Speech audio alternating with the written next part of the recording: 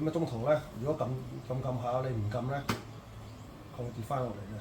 不過跌咧就慢過上一半嘅。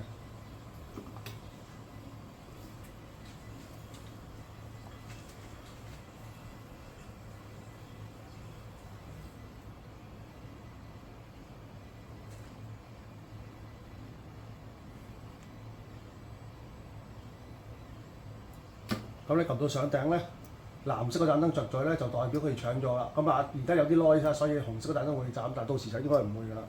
咁紅色想搶翻又點咧？就撳翻紅色，咁就會慢慢褪落嚟。咁你正常嚟講咧，褪緊落嚟嗰陣時，個藍色係唔會熄嘅，同埋啲紅燈都唔會斬嘅。不過而家未整好，爭少少。係啦，咁啊落晒嚟咧，咁就代表藍色就唔再佔領啦。咁咧繼續撳住個紅色咧，就紅到紅色上啦。都係啦，你放手佢會自己跌翻落嚟嘅。咁跌嘅速度就係上嘅速度嘅一半啦。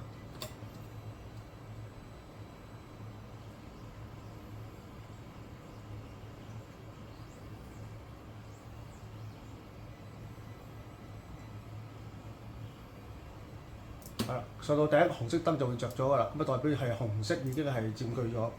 咁要跌衰都係藍色燈撳啦。咁啊但係要去到底咧，紅色燈先會熄嘅。同而家嘅狀態差唔多，但係到時就唔會閃。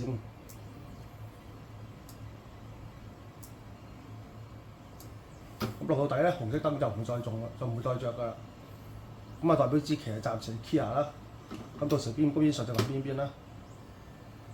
好，第二條片。